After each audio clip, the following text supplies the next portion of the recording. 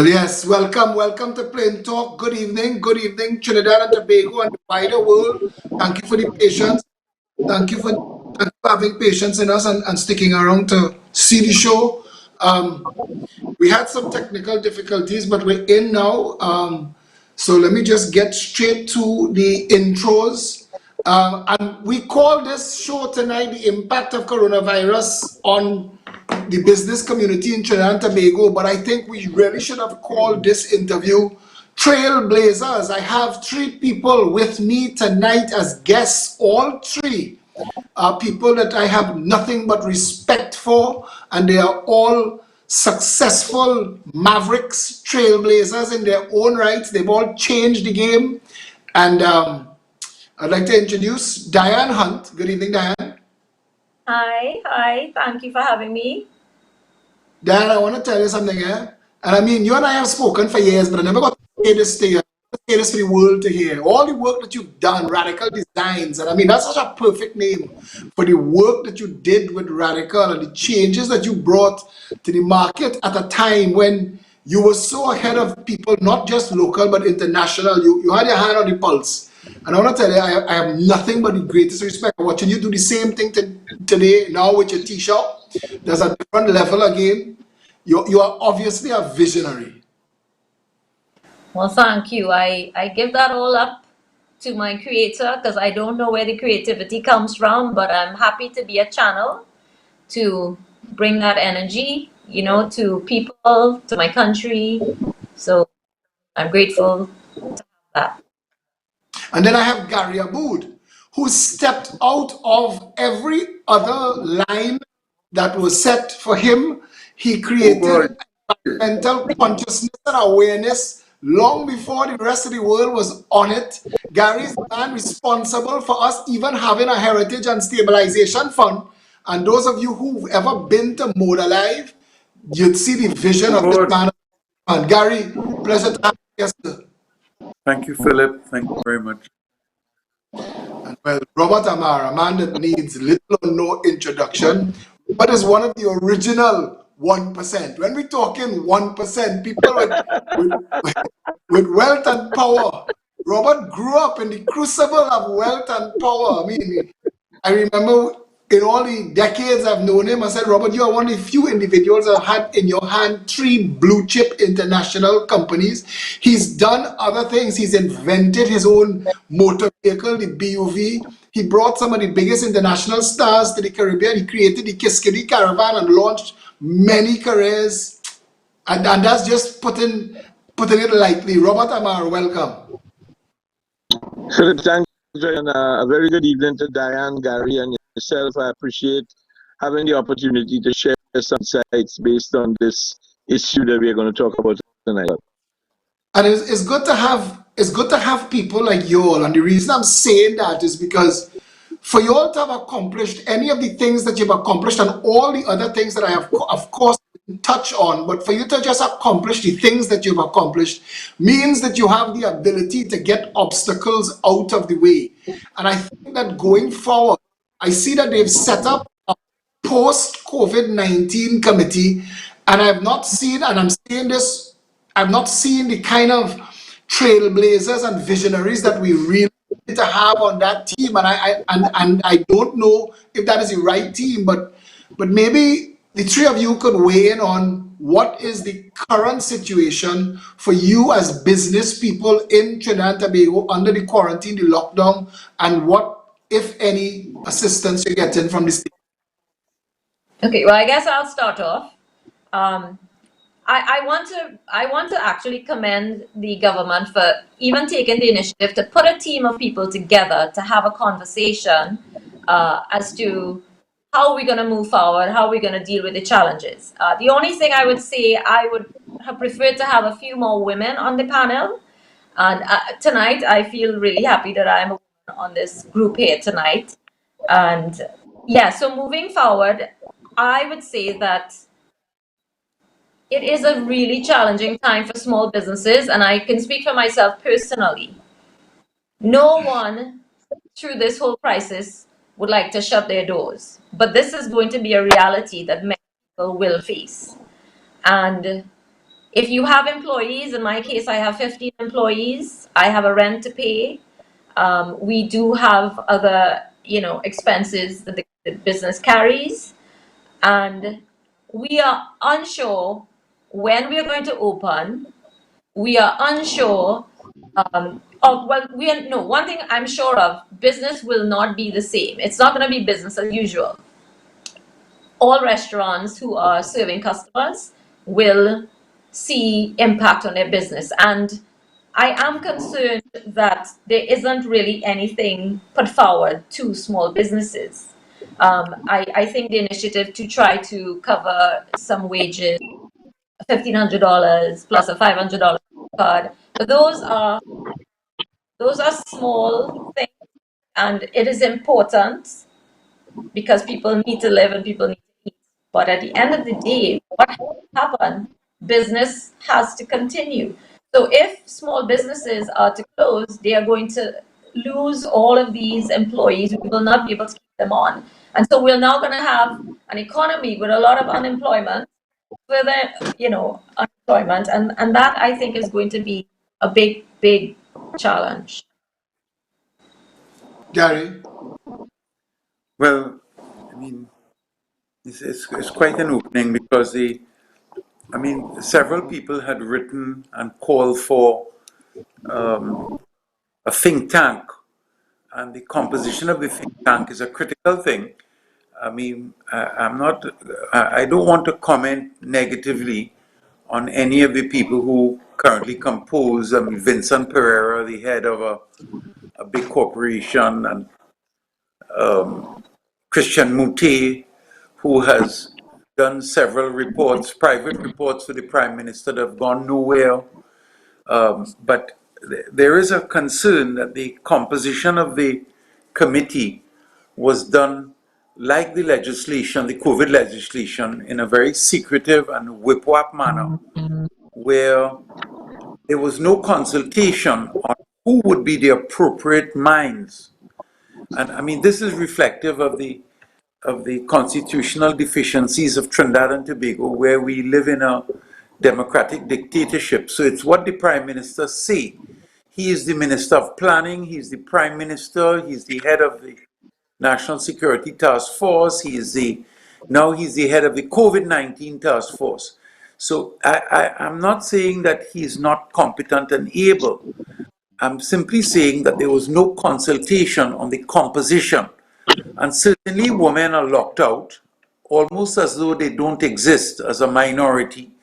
But there are other competent minorities who also appear to be locked out. And I think in the first instance, you need to have a very broad-based intelligence. It should be the brightest minds of our nation. People who I have respect for instance, Indira Sajiwan as an economist. And there are many others that I would have put forward as potential leaders who could lead such a committee. I also think that the deliberations on such a committee should be summarized each time they meet, and there should be some public reporting and a mechanism where the public can comment and view what they're talking about. But again, we're all locked out. We are just the sheep, the cattle that are sent out to graze, and this committee led by the democratic dictator will tell us what we have to do. The second thing is that a committee with such a responsibility should have a very structured terms of reference. It shouldn't just be planning ahead. We have several sectors and all sorts of subsectors that are impacted. For instance, the restaurant facilities, the cinemas. There's a whole new wave of change. And just to appoint a committee and then to announce that it exists is falling very short from what I would expect. So I appreciate the idea that we have a committee, but I'm concerned about the deliberations of how it will function, what is its focus, and in what periodic nature would the public be consulted or have some knowledge as to what is the discourse and the direction of the discourse. So it doesn't really bring much relief in terms of, for instance, the fact that we have bombs We have bombs falling on different sectors of the society. The restaurant owners have an atomic bomb on top of their head, which is igniting every day. So just to tell us that we have a committee without any relief of rent, without any relief of those who are paying mortgages, who have loans and overdrafts. There are a lot of critical things that need to be looked at, and we don't know what is the terms of reference of the committee, save and except to know that the Prime Minister, in his benevolence, is the one that we have to trust. So I'm not very reassured, no. Gary, you come out firing tonight, boy, and you're looking so calm and so quiet, but like you have all your bullets loaded. And you raise a point I'm going to ask you about in a minute. Let me just get Robert's take on what we're talking about here. Well, as accommodating as my two associates or friends, um, I think this is ill-informed, ill-planned, and not prepared. This is what you call shoot from the hip approach. You can't have a country as diverse as Trinidad and Tobago select only bigwigs speak and expect for where the pressure is going to come to ask people who never experienced that pressure to take an active part in planning something in place to appreciate the kind of pressure they're under. When I look at the composite with nobody for tourism. That's an important ingredient for the development based on the Prime Minister's own initiative. No real person for agriculture, although we're talking about all the chicken and all the food that's going to spoil. Nobody for entertainment. To look at that holistic approach as to how we're going to deal with it. Nobody for small business. An area that's going to be impacted significantly, whether financially, by the advent of not having banking that is going to be dealing with these issues reasonably, although $2.8 billion put back in their pockets. Nobody to deal with mental health. And the country is going to be stressed out. And who is going to be dealing with the issues of all of these people to the edge that don't know what to do now, or psychologists? Nobody to Indeed. deal with manufacturing. Nobody to deal with new industry. Who's going to deal with it? Because it wouldn't be the same boat tomorrow. But nobody in this group here have any intellectual capacity to deal with it. Nobody to deal with exports. Nobody is the capital attraction for money that will be required for the country to move forward outside of debt financing, and no priority attention being sort of established to say we're going to deal with this, like say stage 1, stage 2, stage 3. It's like a one cap.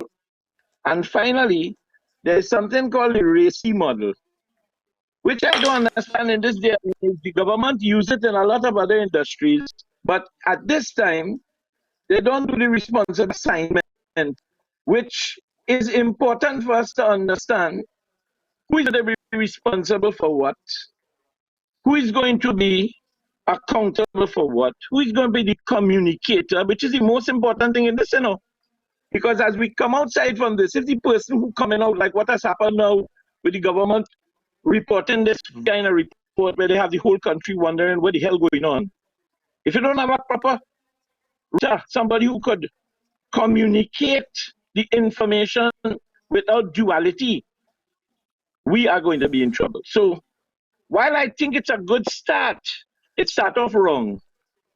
Because all of the most important things for this country's reignition only bigs and intellectually constipated people from finance who has shown no sign all the years. They can't take nothing out. They have to get 200 in order to lose 199 to have one.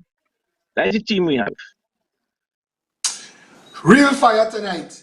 And somebody said apparently the reason we did not have a crash in Trinidad last Christmas is because while they were able to put their hands on a manger, animals, and even a virgin, it was impossible to find three wise men. I think that's the problem we have now. But We'll laugh I want to later. say something. I don't completely agree with um, everything that Robert has said. I do think that there are some valuable people on that team. I agree with Gary. There should have been more inclusion with maybe small business, and I like Robert's view of addressing all the different areas that are going to be impacted. And I don't think it is productive to actually just blow it apart, because I think they probably need some time to formulate what they're going to do. The most important thing is the communication, and transparency is absolutely necessary to Diane, gain the what's that? Diane, I just I want to just say to you, I yeah, just think I just that transparency is going to be a key factor in this entire process, and this is what we need as a country. We need to do things differently, and transparency is the way forward, and we are counting on them. And I believe this show here is productive in that way, that we can help with the dialogue. I mean, it should not be we're wrapping people on their fingers, because I mean, I just feel communication is very important. Even the way we communicate our points of views, we should not be, wanting to have a big fight. Why can't we communicate in a civilized manner? This is not about, shooting down people. This is about how can we really have a proper conversation about what is necessary for a productive Trinidad, for a more civilized society. This is the conversation that I would like to have. Diane, you're Yes. absolutely correct in wanting to have that. Let me just say this, you're absolutely correct in wanting to say that, and you have a right to say that, and I fight for your right to say that. But what Robert is saying, and I have to agree with Robert, is that we could fail very transparently at a time when the country needs a vision going forward. We're not going to get two chances at this after COVID-19. We No, already no, in I'm a agreeing with no, no. everybody. All I'm saying is, I just point this out there because it's important Yeah. also that this be in the conversation, because everybody's looking for guidance. We already in a very, very bad place. Well, But I exactly. wonder, And when we communicate from a space of love and with real integrity, we will get somewhere. If we continue this war and fighting and all that, we're not going to get anywhere. Everybody needs to talk. The opposition, the activists, everybody needs to speak, because the interests of the Where is people the at large, what opposition? is important. Where's the opposition on that list? Where are the activists on that list? Where? You're making the point. Where are they on that I am, list? well, I'm seeing, well, Dukran is on the list. Nah, but he is Isn't not he the there? opposition. But it isn't, what Mr. I'm saying Dukaran is a is very Mr. go ahead, Dukran is Dan. a gentleman, and he has had a history in public service, but he doesn't belong to the opposition. But I want to underscore what Diane is saying, Philip, because I really I'm saying it with an open mind, and I'm saying it for you and for the PEP, that when we are able to spread the message of truth and of wisdom in the most diplomatic and loving and respectful way, then the message can take root. And so yes. when I was a much younger man, a permanent secretary told me, he said, the reason why I don't listen to you and why I lock my door when you are coming is because you bark and growl too much. Well, at that time I didn't really understand, but there is a wisdom of that, in that we need to be respectful, even of thieves and bandits. We must respect them. And even when they're stealing our life patrimony, it takes a certain type of humility to say, please, I love you, I care for you. Please proclaim the procurement legislation. You just took 25% out of our life-saving heritage and stabilization fund. I love you, Minister of Finance. I love you so much that I want to kiss your toes and ask you to proclaim the legislation. But I You don't have see, that humility. Gary, I need to I interrupt lose your it, love fest. Diane. No, no, I need to You're interrupt in your love fest because I just want to say, I disagree. please, please, When you're in a members in relationship, the chamber, when members you're in in a the relationship chamber, gonna understand that you have to be kind, and you cannot just, bark down like a big bad dog. We have to communicate. How are we This ever is a gonna Yes, evolve question. as a society? but I but for y'all are 20, making a joke out of it, and that's not what I'm saying. Y'all are getting it all wrong. but for 20 years, Diane, more than 20 years, we have been How is following barking? the procurement legislation, and government after government have brought it to Parliament in the year of an election, as if to say, we're going to do it, we're going to do it. Don't worry, things are going to be safe. We're going to stop the raiding of the Treasury. And this government has done it, and it got so close. They appointed an Every office. government, you cannot say No, just this government. They all do it. So what I'm saying is there's something fundamentally wrong. Communication is off, and everybody's got an agenda. Our agenda needs to be for the people, for the If I betterment of the people. if I uh, could, and I want to add something, but I know Robert is trying to say something, so I want to let Robert get his word in, and then I will say mine.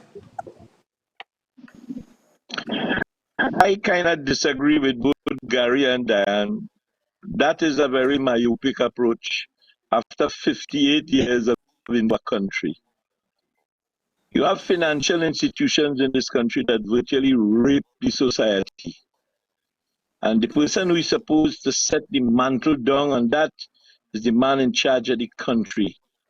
He started off all good with all this nice innuendo. $2.8 billion put back in so the banking sector will have money to lend. You get any borrow? To reduce the interest rate of cards to 10%. You see the interest rate on your credit card going down yet? We're going to do a deferment payments with regards to rent, something. You see anything of those happening yet? Gary talked about it the other day. And we better be careful, or we better wake up, There are 400,000 hungry people in this country as we speak. And if those 400 hungry people don't see a loaf of bread on their table by Sunday, by Monday, you better careful how you're walking outside your house. Because the loaf of bread you buy by the place you buy to carry home to feed your family, they go take it away from you. The government of this country has failed to understand that they have set the country on a dynamite exploding position. And now to come and hand this down, you think the people of Trinidad and Tobago accept these people here? Forget whatever you think about them. Had nothing to do with you and me. It have to deal with those 400,000 people that read this newspaper this morning and ask, what Jerry Brooks do? What Gary Maguire doing there? Michael Anizet? What Alison West doing there? Christian Mute? What Dukaran doing there? Karen de Basie from the FCB Bank? How much are these people, these 10 or 12 people, Robert Bermudez, Wendell Motley, Vincent Pereira, Vishnu Danpal, you hear any of them give any compass to anybody in the lives? You expect these people to make a decision, and once again, we have a prime minister being disrespectful to his country, that discharge. So if he gets up tomorrow morning and he decides what you're talking about, now that they're working, you think this changing? Let's be careful what we're hoping for, I am not And hoping for any scribbling in the country. I'm telling you, the light diffuse already. And if we don't move fast, when I say we, government and us, but government in charge right now, we are no say, Diane, I agree with you, girl. In the real world, love and embrace. That's why our station, we don't talk about big up and shout out. We only talk about love for 14 years, trying to change Well, it. well, I'm an optimist, right? And in as much as you're saying there's 400,000 people that are hungry, all I can tell you is you may know a few people that are trying to organize hampers, but there are many people doing it, and that is what um that's the energy I am going on, because I would love our society to transform into a giving society. I'm not counting on the government to do every single thing, but we as citizens also have to do our part okay, to but Diane, I want to say to you that it is the try to citizens of the transform. Republic, it is the citizens of the Republic of Trinidad and Tobago that has stood the brunt of this entire COVID-19 response to date. It is the Yeah. good law-abiding 400,000 hungry people he talking about is why we don't have on our news tonight people dancing for the water cannons. This is a fact. And But people I with want to full data. bellies, Where did just you get now, the let data? me just say this. 400,000. Please let me say this. Please let me say this. People with full bellies, full wallets, and full kitchens shouldn't be talking for the hungry. Well, they're the ones that are giving. So one thing that we have to be careful, there are many people that are giving, and they're very generous people in Trinidad. That's all I'm going to say. A little group of people just came to me and said, hey, we want to try to do some hampers, and people are giving money. People are Good. contributing product. It's happening. Diane, that is I'm not saying good. I'm not saying it's a solution, but it's a beginning. Okay, and It the is. government has to be accountable to do things for the welfare of the people. Diane, we just took money from the Heritage and Stabilization Fund ostensibly because it was set up for a rainy day and rain is Yeah. falling hard. That is what the Prime Minister said. If not for now, when? How come 38,000 people of all the 1.4 million people so far have qualified for a grant?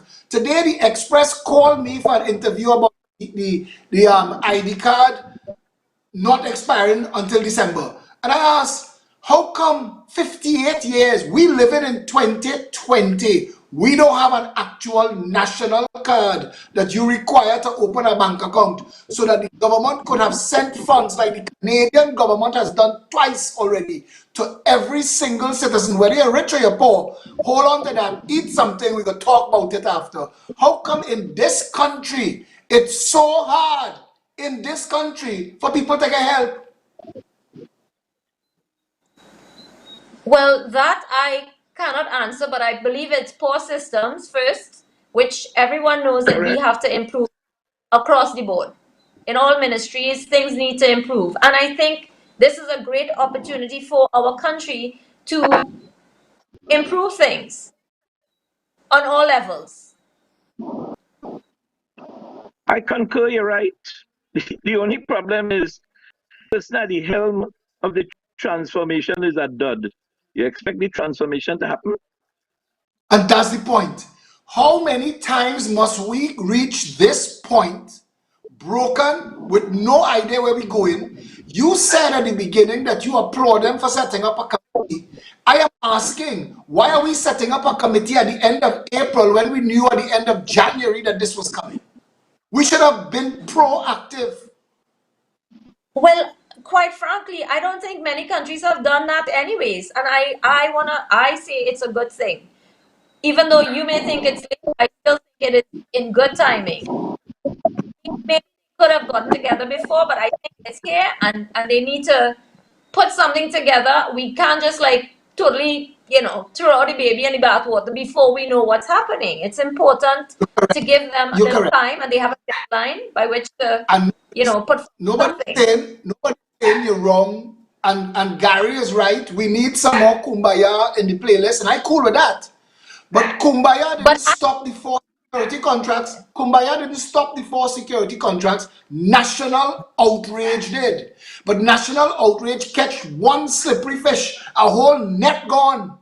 We've just found out today that despite the fact that we've been calling for over a decade to build the courtrooms outside the jails so that we would save money, it is today we find out it is almost $1 billion we spent that we didn't need to spend. That money, that $1 billion, could have put $1,000 in a million bank accounts today. well, that is great. And this is what I'm saying. Listen, what I'm trying to say is we, the people, our responsibility is to assist our government. And everybody's supposed to be pro-government for the time that they're there. And if you're not happy, then you choose someone else. So our responsibility is to help them in their decision making by exactly putting a little fire under their feet, asking questions, demanding transparency. This is what we're here for. Well, Anthony's Diane, smart. Let me, no, let me let I Darren Oh, want to just ask Diane, I just want to ask Diane one question. yeah. If you're not invited to the party, can you enjoy the party? Yeah, So you'll be home by of course. yourself, listen to Marshall singing in the back and dancing in your bedroom. And that Yes, will some people contribute can. to the change. And that will I like contribute. the analogy. I like the analogy, Robert, but I want to throw this to Gary Aboud, who sat under a tent on the foreshore freeway. trying to fight the removal of the to mangrove the change that ended itself. up. Yeah. Gary, does Kumbaya really work in Trinidad and Tobago? Well, That is you need to love. explain. That's love. If Kumbaya worked, My, I my would show up with my quattro and lead the chorus. Does it work? my experience is that you must, in the first instance, explore all of the avenues of diplomacy and the greatest level of respect while building up a support base on the ground of people who would understand the issue. And if there is sufficient outrage, and if the diplomacy does not work, then you have to go to the court of public opinion, where there's no guarantee that the public opinion would work as it did with the four outrageous private security contracts. And if in the court of public opinion you fail, then you must explore the judicial process and hold the government to ransom in the court. We have done it and failed many times, but we have succeeded many times. So I myself don't like the aggressive approach, Philip. I think it's very important that we always avoid calling anyone a name. We must, regardless of the difficulty of the confrontation or the battle or what has been done, we should never call a thief a thief. We Okay, shouldn't. Gary, I want to But tell you with a lot of there respect, is. because you're not, I just want to say it to you, right? I want to say it to you. Johnny O'Halloran left skyscrapers in Toronto. We spent $1 billion on a Caroni racing complex and never even had a foundation to show for it. To build the Twin Towers in Port of Spain, it cost 4 times the money it should have. From way back then, I am talking about things that people, my son is 27 and he wasn't alive when that took place. Lock joint, water scandal. We've never been able to even, and you and I speak about water delivery in this country, how obscene the system is of water. Doing anything to fix the water system in Trinidad and Tobago is always a ripoff. There is nothing. Napa, Sapa, Tapa, the Tobago Hospital, the Taruba Stadium, Labitco. We could sit down for the rest of this show and just talk about all the ways every single government, Piarco Airport, every single government from 1962 to now have demolished the treasury and left the country broken. I don't know how much more kumbaya this country could take. Diane, these are Mm-hmm. issues that we have followed and studied and labored over. So when you can understand the history of each issue, and there's a whole encyclopedia of corruption with the PNM, and then with the Pandey government, and then with the Manning government again, with all kind of street lighting campaign, that so much waste, and then again with Kamala's government, and again with Rowley's government. So it's difficult. It's not as if we're just starting now and we can come with a fresh image as much as we want. It's very, very difficult. And so all of I the, understand. I understand that, Gary. But tell yeah, me, who is at the center of a UNC, a PNM government?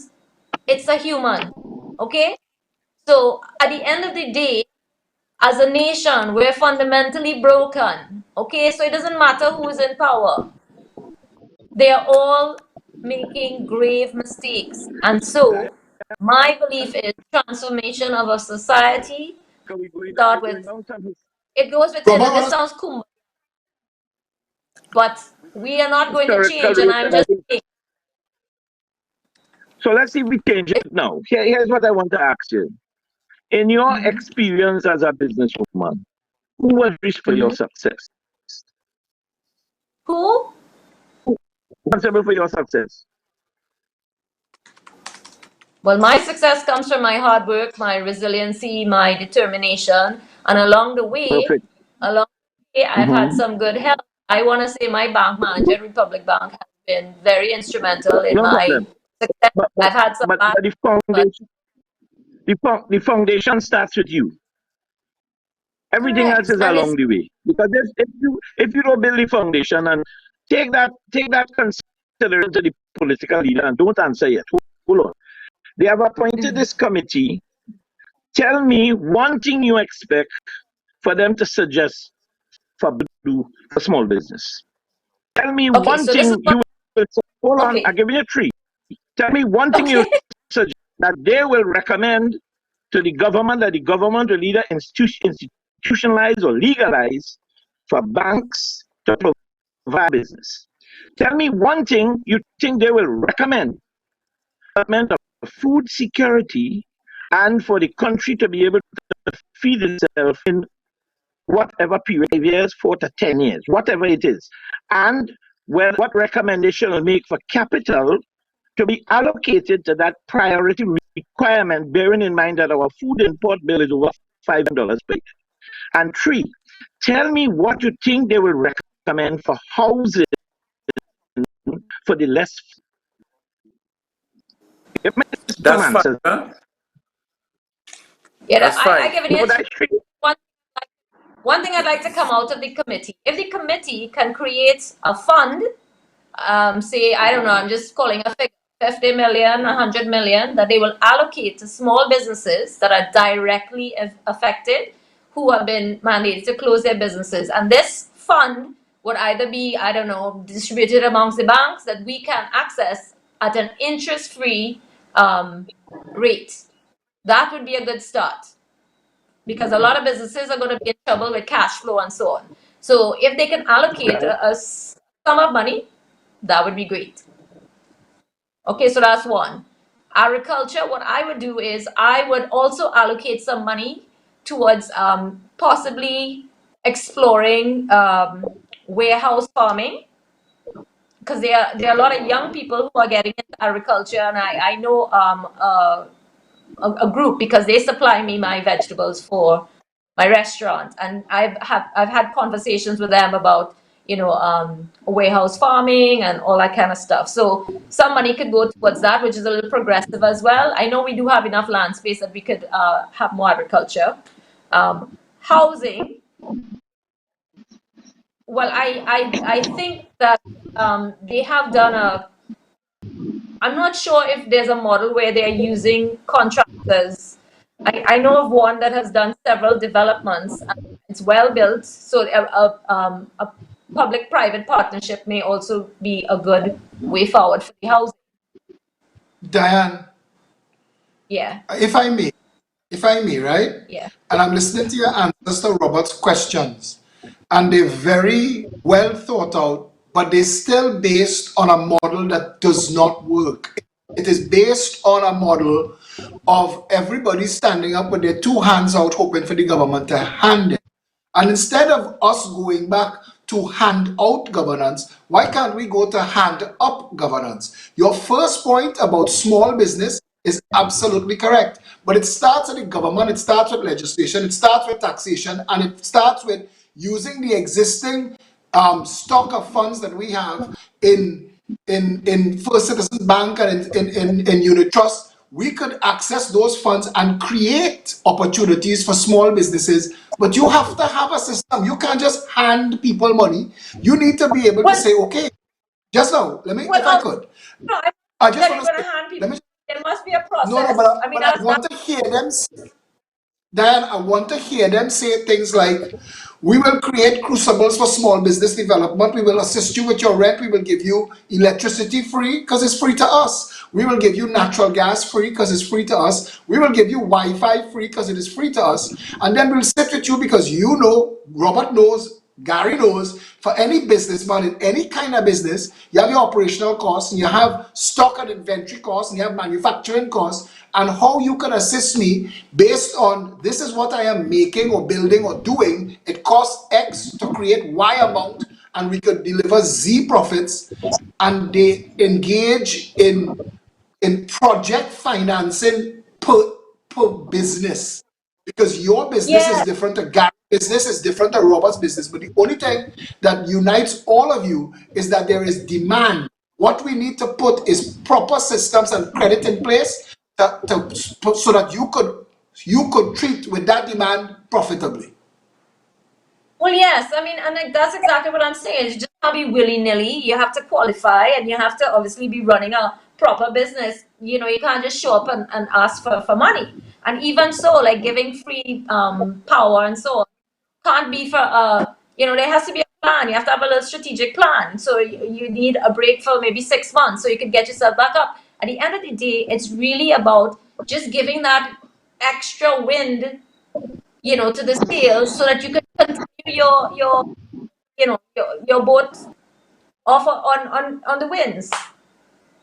That's what it is we And need. We need the okay, government to support that way. we keep I'm talking not about asking. agriculture and food. We keep talking about agriculture and food production, and you're saying let's look at vertical farming and indoor farming and thing. All of that is fantastic. But how long ago was Caroni Limited closed? And why is all that fertile food growing land being allowed to lie idle so friends and financiers of different governments could come along and create housing projects and cineplexes and gas stations at a time when shopping malls are closing down worldwide in a retail apocalypse? We've built more shopping centers on food bearing land than anything else. Yeah, but it's now too late for that now, right? So we have to find another solution. You're gonna break Gary down all the Aboud say, malls, but Gary Aboud say something. Well, unless you see, I'm grasping what Diane is saying. Diane is an eternal optimist, and he believes in the goodness of human nature.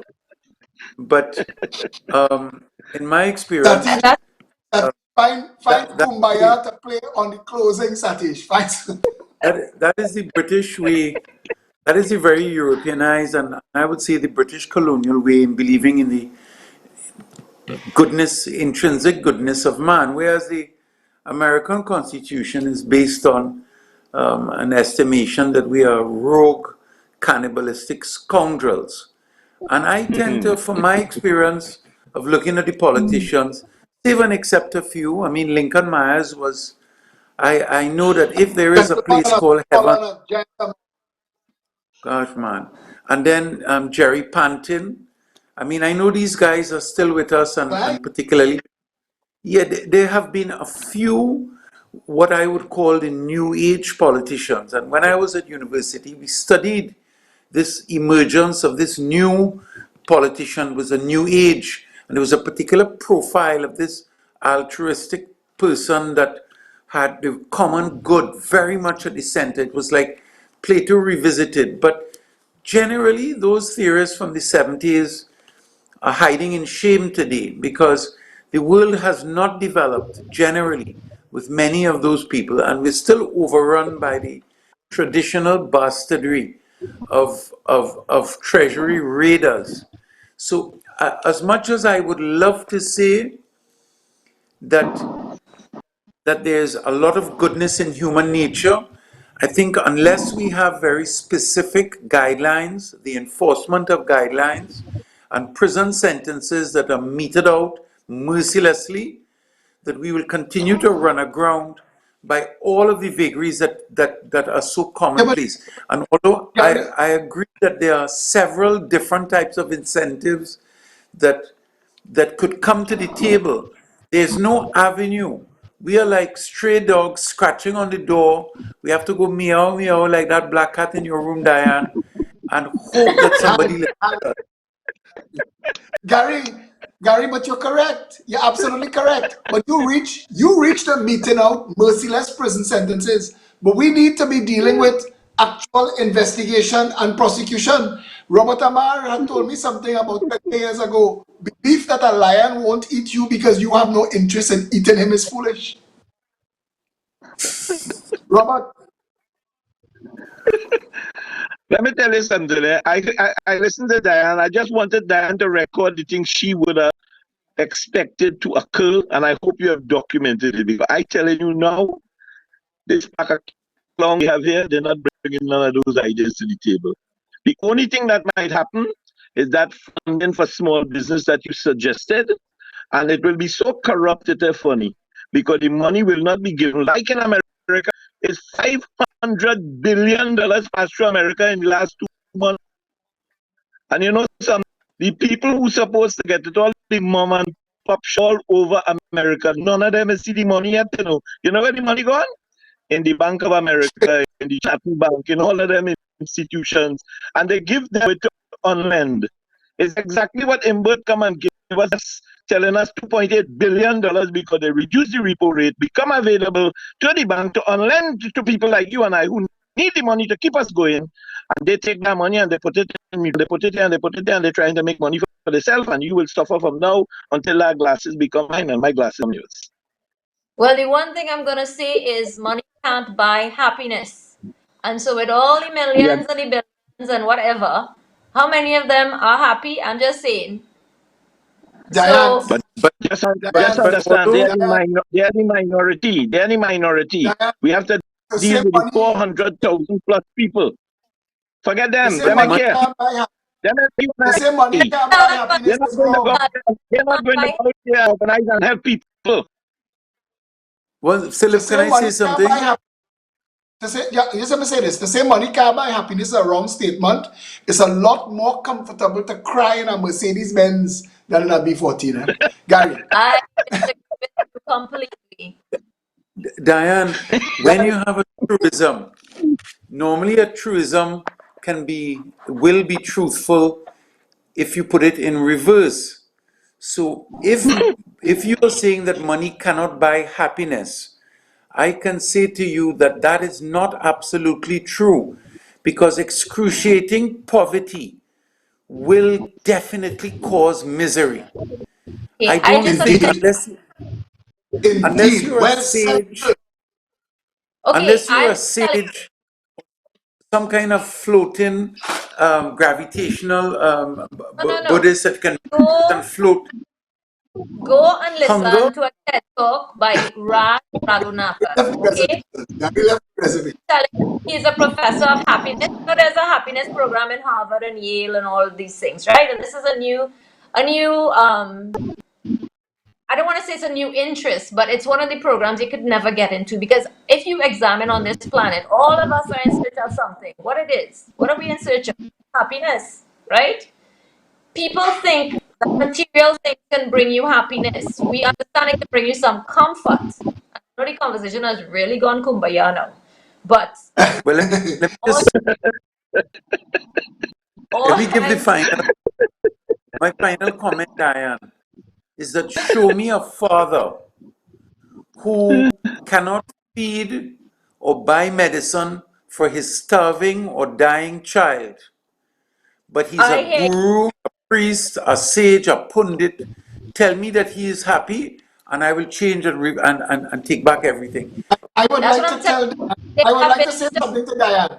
I'd like to say something yeah. to Diane because Diane, you asked what the world is searching for. Have you ever heard of Maslow's hierarchy of needs? Yes, yes, yes, yes.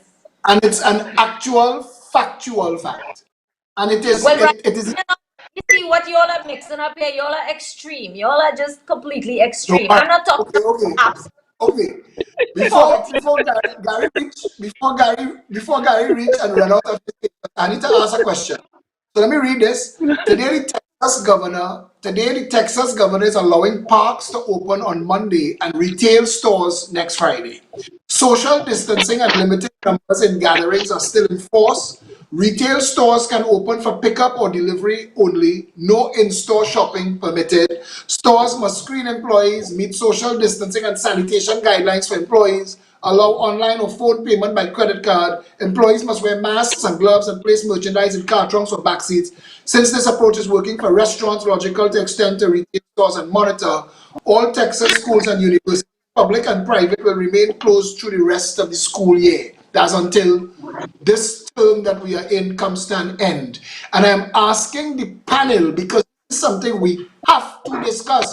Today I was outside Ioli in Ellerslie store, in Ellerslie Plaza, and this young Syrian businessman, I had to point him out because the guy was making so much sense and he was asking me, at what point do we both whistle and walk? At what point do we say, yes, we have to deal with coronavirus, but yes, we also have to open back the economy because the government minding the people is not sustainable? Okay. What do you say? Well, that's correct. The government can't mind people, but the government can certainly give assistance. And we're not saying handouts. What we need to do is to ensure that there's enough help to assist businesses to continue running so that they can keep employment, so they can keep their employees. Okay, that's for me really, really Should we important. start back the economy? Should we start back the economy with policies in place to protect people? Oh, you mean you're talking about how we're going to be doing business? Should Okay. should we put things in place now? We've flattened the curve. We've not had a new infection for over a week. We are stuck at a number that if you take the cruise out of it, the number is a lot smaller. So it's an artificial number. And I think that we are in a good place in Trinidad and Tobago right now to come to where, because if they never find a vaccine, we are going to have to live with coronavirus. And we have to know what that means. The same way since the advent of HIV/AIDS, which came into the world in the 80s and taught everybody to wear a condom, then we are going to have to learn now how to live with coronavirus. When do we actually start doing that? Well, But Philip, I, I, I mean, yes. there is no time. There is no time but the present. I mean, I hear what you're saying, but that is only just the tip of the iceberg. You know, the bigger questions that we have to face, which I haven't heard, and I would really like to hear from the optimist or from the person who has the biggest level of optimism. Tell me the four priorities you think the government is going to place with this committee with regards to the transformation of the economy or the tell me four things that you know for sure you feel when you go to sleep tonight. At the I end of don't. it, those will be Those, the four things that you talk about the list. Give me four. well, first of Give me all, I four think things that the government across the planet, there is a huge recession taking place. We are an oil and gas economy, and we cannot get away from it no matter what you do. Where are we going to get the revenues from? We are, I want to say it, we are broke. The country is broke. Okay? So we can't expect the government to come out to save the day because they just don't have the money. What we have to do is the money that they are sourcing from different places, all the loans that they're accessing, that it is used wisely. And that is where I'm saying that we need transparency. We would like to know what is being done with the money. We need a breakdown. We just can't have this secrecy. It's important. so you Gary like the Abu, money wisely as the number one. Robert, we need Well, to move away. We need to move away from the wish list for the government, and we need to have this conversation about should we be confronting and going forward as a nation. When does that start? But Philip, I hear everything what you're saying, but to be honest with you, that is if you have all the other things in place, and the most important correct. ingredient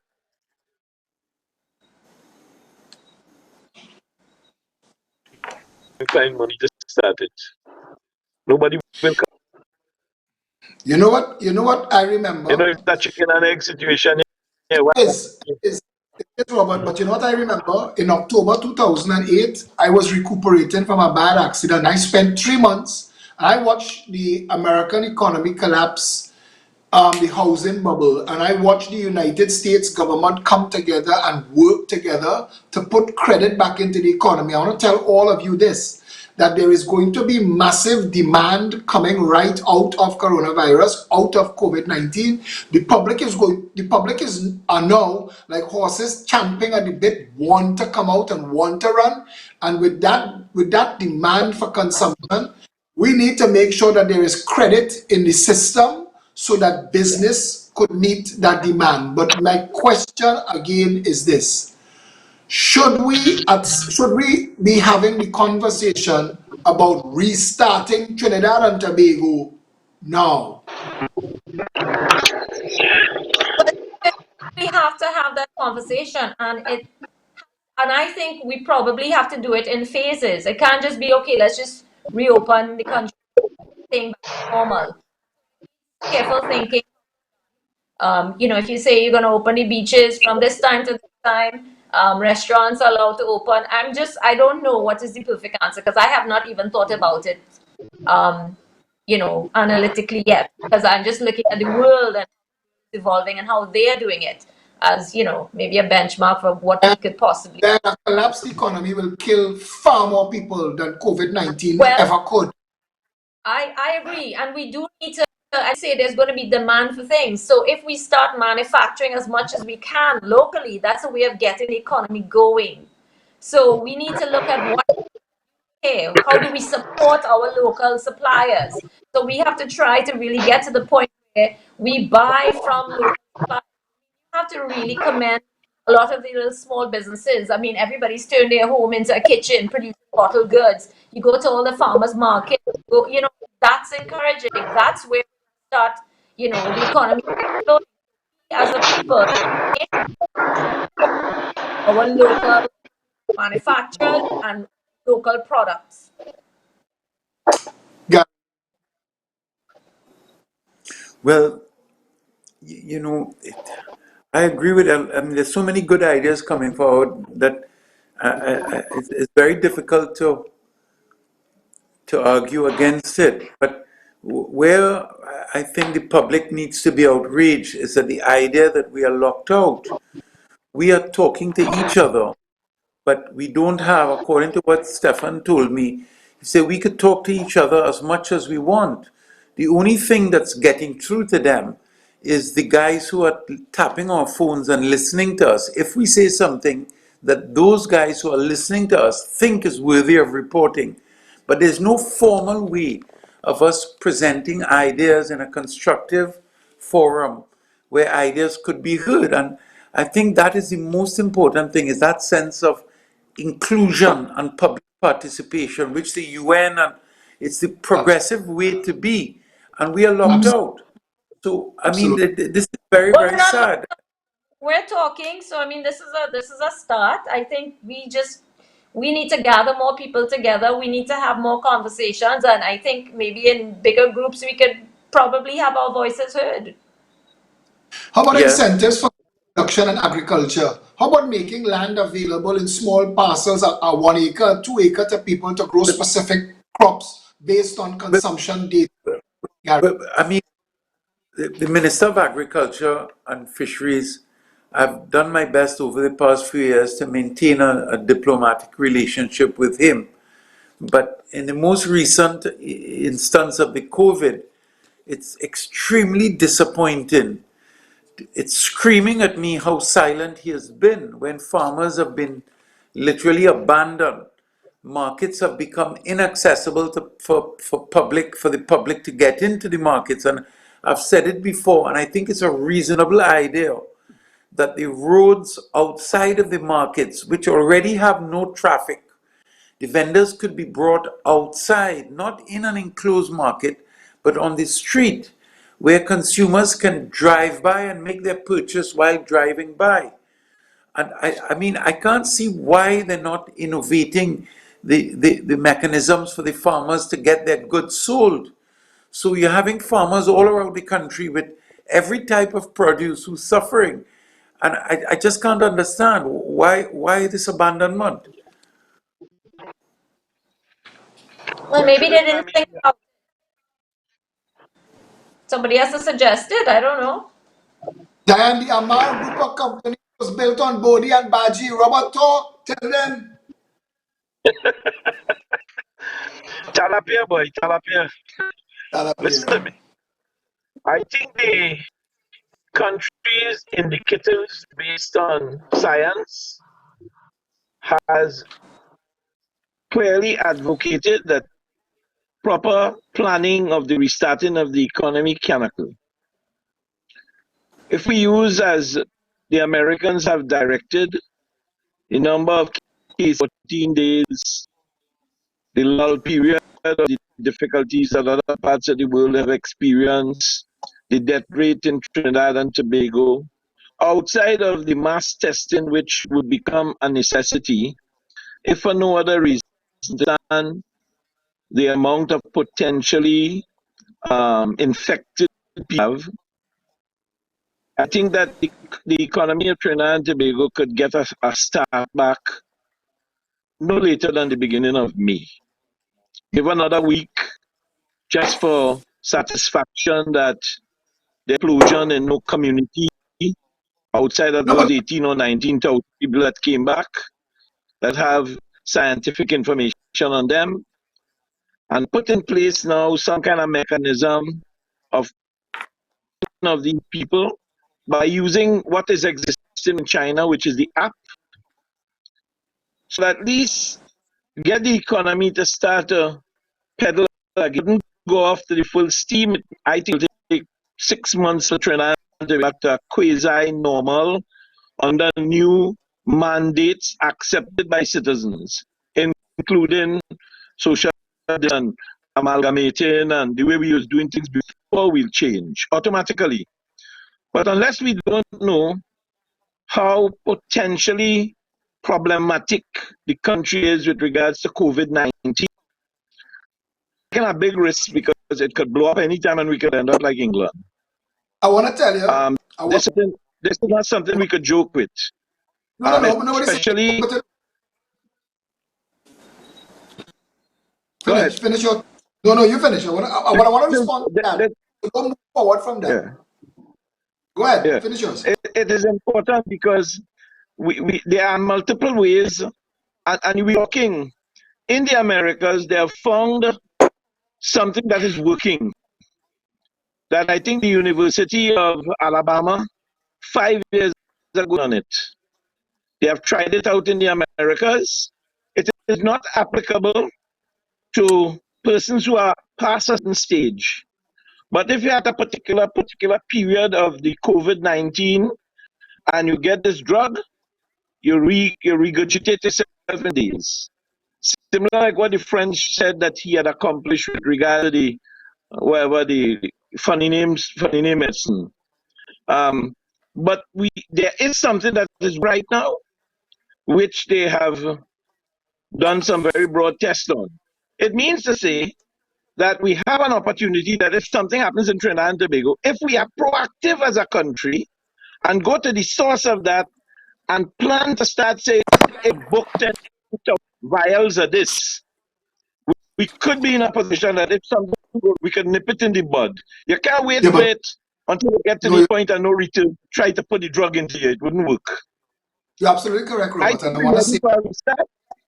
We're ready for a restart, and I would hope it happens by the end with a particular rollout, meaning we have to have certain criteria that will be published and piloted to the country in a way that they will accept it, so that the economy could continue to start to struggle along while the government tries and the banks try to find ways to provide the capital you're talking about, because nobody else has. Robert, I want to say that you're right, but a lot of the data that we need to make these decisions on exists now. Tropical countries have much better numbers than temperate countries. We need to be guided by those kinds of things. We also need to be guided by the past. There have been other plagues like this, that there was phase one that came back worse as a phase two. In fact, it was the second wave of the Spanish flu that killed all those people. If you remember, they said between 50 and 100 million people died 100 years ago. In the Spanish flu. It was the second wave that killed the majority of people. So you're right to say that we need to be careful, but we also have a lot of information about who contracts this. Of the 1,467,000 active cases, of the 1,524,000 active cases in the world right now, 1,467,000 are mild. And we need to be guided by that. 56,000 are serious. So I think that we have a hold on it on planet Earth, but there is no real reason at this point to throw the baby out of the bathwater, as Diane said earlier. We don't have to open the airport. We don't have to open the seaport. We could keep Trinidad closed. We could phase this in. You could say, all right, let's give people back their, I mean, my parents haven't seen sunlight for a month. They're inside the house and they're scared to death. They don't come out at all. And the church don't want to open the churchyard because they don't want people walking in the churchyard. And I think that the fear mongering went too far. And I think that we at 114 cases and 60 of those cases came off of a boat that sent to become an infectious crucible. Trinidad and Tobago is in a relatively safe space now. And if we continue proper social distancing in everything we do until there is further information to guide us moving closer and hugging and kissing again, I think now is the time to start back something like a phased economy. We're not talking about opening the school, so you could wait until September and be guided coming closer to then. But and I mean, Robert, you made a good suggestion the first time. Aim for that. Yeah. But I wanna end on a positive note. Um, I don't know if anyone has noticed how beautiful our country is with the chaos gone. If anyone had the opportunity to drive around the savannah and saw the beauty of that savannah, I mean, it's breathtaking. And I am hoping, I don't know how that is possible because I asked myself, well, what is creating all the chaos, the madness, the traffic, the honking of the horns? I mean, we have had this great opportunity, not everyone, because, there are a lot of essential workers keeping the country and, doing a great job at it. And I have to, really commend them. And I am so thankful for, them having to go out and do what they're doing. But I'm just saying, I look at Trinidad with those eyes and I say to myself, my God, with all the chaos, we somehow forgot how beautiful our country is. Then tomorrow at noon, walk with your guitar, kumbaya. Gary, will you be joining I us? was at my house. Under the pui trees tomorrow at noon, social distancing 6 feet apart. Gary Aboud, closing comments, please. Well, I have about Take five as closing much comments. time, take as much time as you need. But one thing is that Marissa always says this, a close friend of mine. She says that a man cannot live on green fig alone. Indeed. So why I'm saying that is because people are taking vitamin C, but vitamin D we get from the sun. So when you Indeed. speak about a lot of people caged up indoors, the best source of vitamin D is the sun, and vitamin D is an immune booster.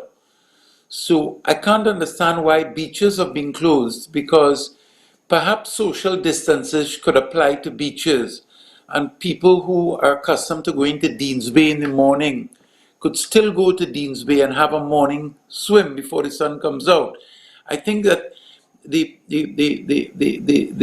national policy of democratic dictatorship, where we are simply told, look, this is how it is, do this. That has to stop if we are ever to grow into becoming a developed society, where all of our Indeed. diverse opinions can at least have an opportunity to be aired. I want to, at risk, commend the lawbreakers who have gone out of their way to distribute food hampers or textiles or elastics, as well as to the lawful people in the critical sectors, the nurses and doctors who are at the front line of the whole thing, often without proper gear, proper face mask as well. I want to commend all of those multiple factories who have been listed as producers of face masks, because in the beginning we were told face masks are a waste of time unless you have the virus. It will prevent you from spreading it. And my friends in China were telling me, well, that is craziness. Make sure everybody has a face mask. And I'm saying, but no, they're saying that it's a waste of time. And all of a sudden, after everybody was exposed, it became a national priority and we were told to wear face masks. So I think that Trinidad and Tobago, as all citizens individually, would as well become better after coming through this disaster. I'm not positive like Diane is that we will learn at the level or the amount that we should learn, because we have come through O'Halloran, and yet Eric Williams is still considered the father of the nation. And with great respect to his family, I think he was the greatest bandit that ever pervaded on our sorry state. So I find it very difficult to have a positive approach when I have worked so tirelessly over the past 20 plus years to fight for what we now want to call procurement legislation. And we are right at the edge of having some sense out of it. And a simple proclamation that the president, given the green light, the president can proclaim it, and the team who are costing taxpayers over $100,000 a month, all the staff and officers are in place.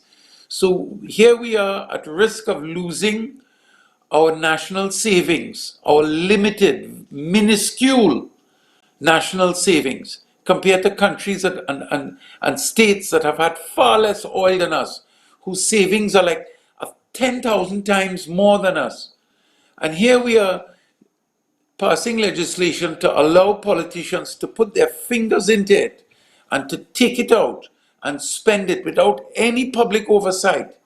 I'm very, very concerned, and I'm hoping that the people who are listening to this program, and who will more than likely put a small abbreviated printed version for the Minister of National Security and the Prime Minister, that they would consider bringing the procurement legislation into being so that we can protect our heritage fund.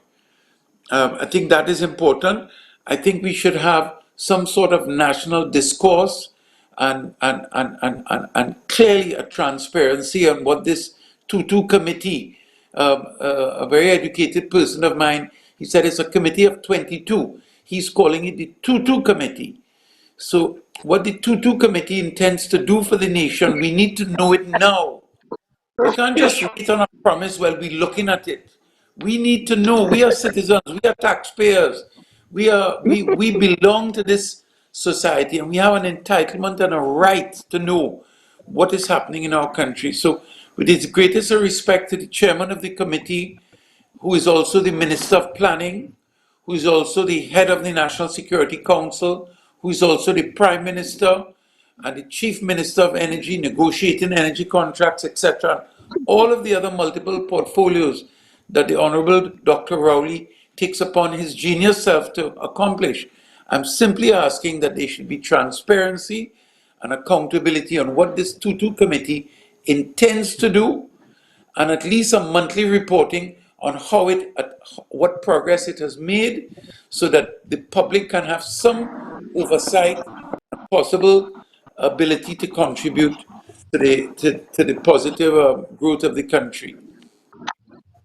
Thanks for that, Gary. And I know that Robert just wrote down Tutu committee, and that goes to the radio in the morning.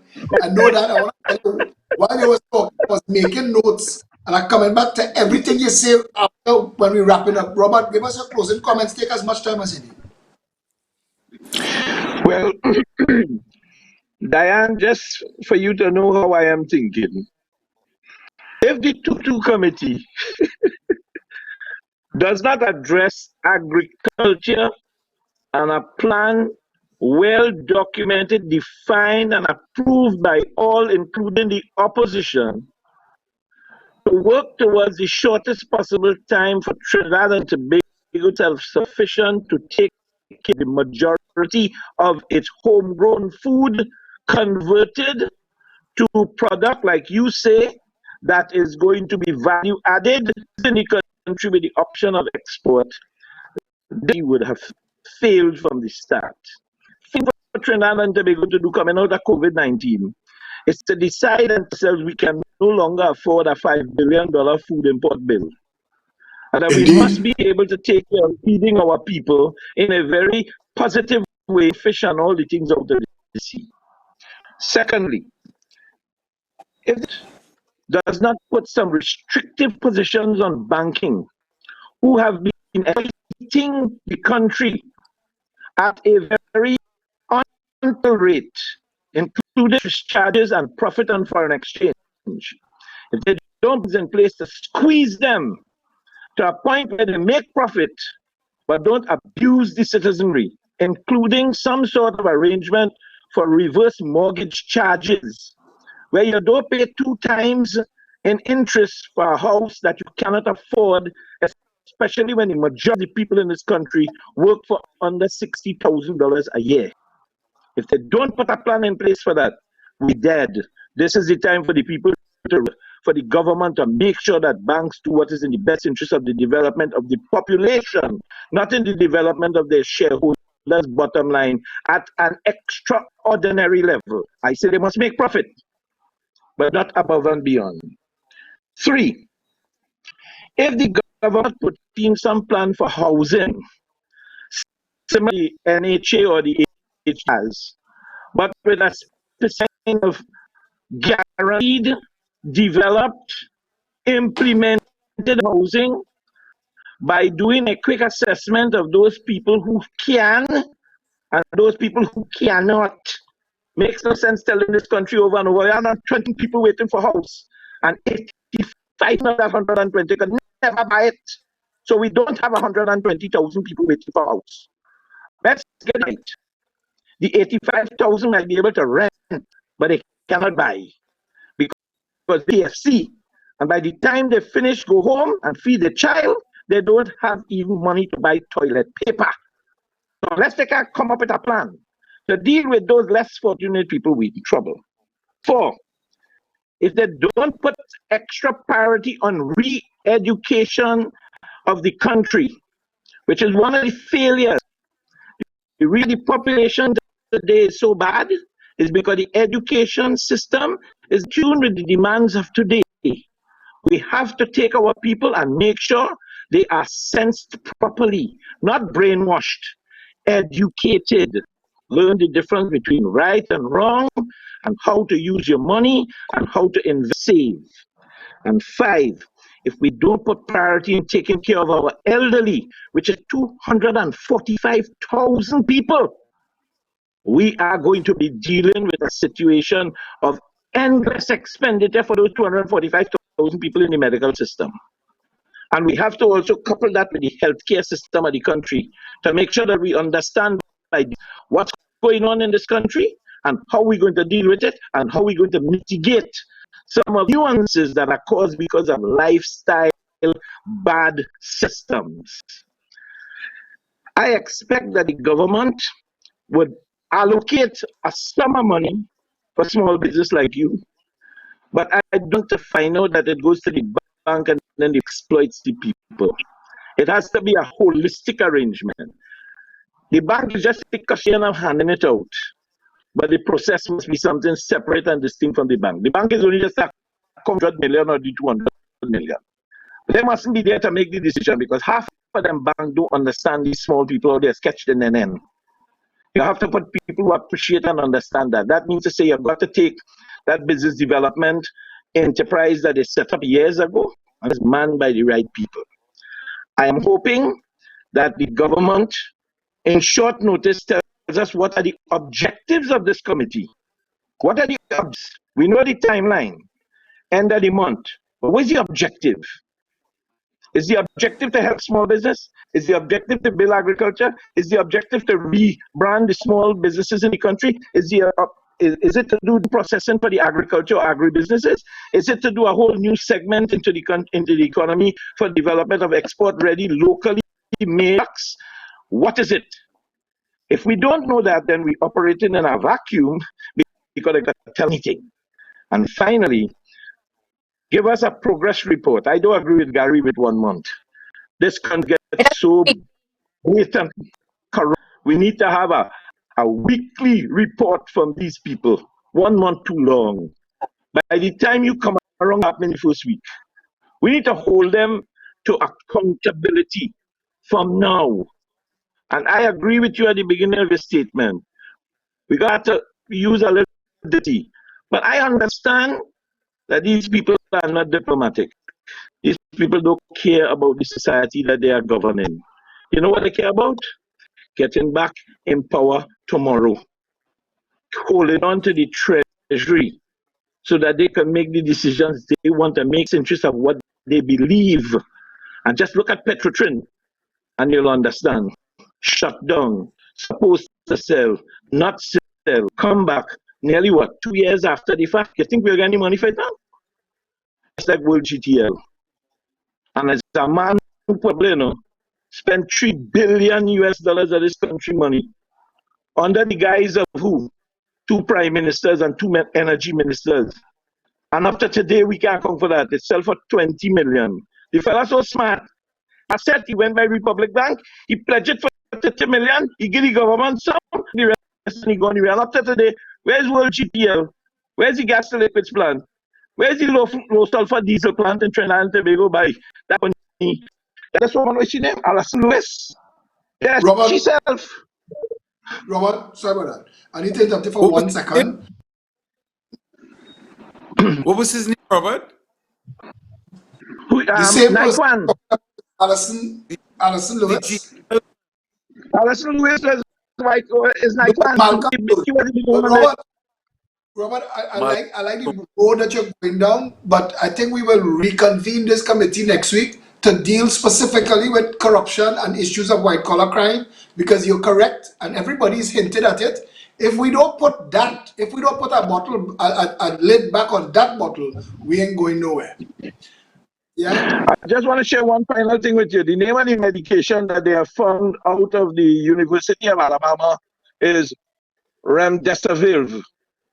That is what they're using in America, right? REMDESIVIR. 5 years it under development.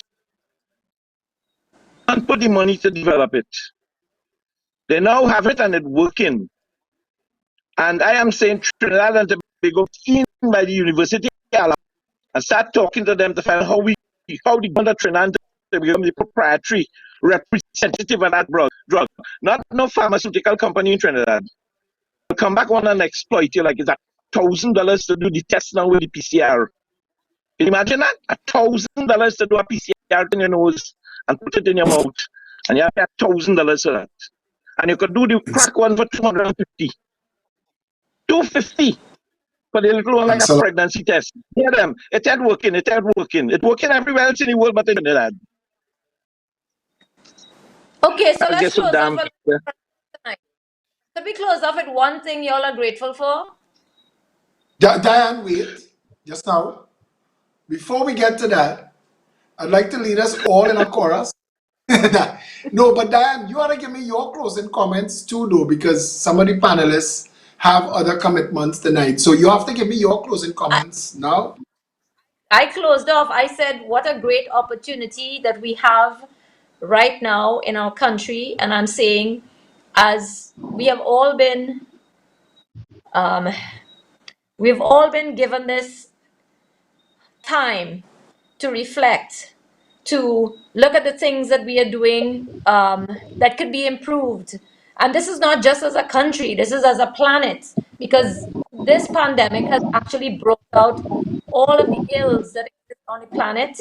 And I think each one of us, we have a responsibility to the people around us and the things we do and how we affect them and things and the decisions we make. So I am saying that I know this is a bad thing happening on the planet, but it is a great thing because we need to change the way we operate as human beings on this planet. The inequality is just outrageous and it is showing up. Indeed. All the health symptoms are showing up. Everything.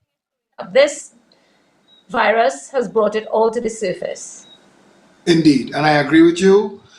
Business as usual wasn't working. Normal, what we considered normal, wasn't normal. We lived in a world that had ridiculous numbers of mental illness, disease, homelessness, drug addiction, alcohol addiction, all types of addiction, trying to manage this life that wasn't working. We've put people on a treadmill from the age of 5 years old and let them off at 65 and then tell them go out into your garden and die.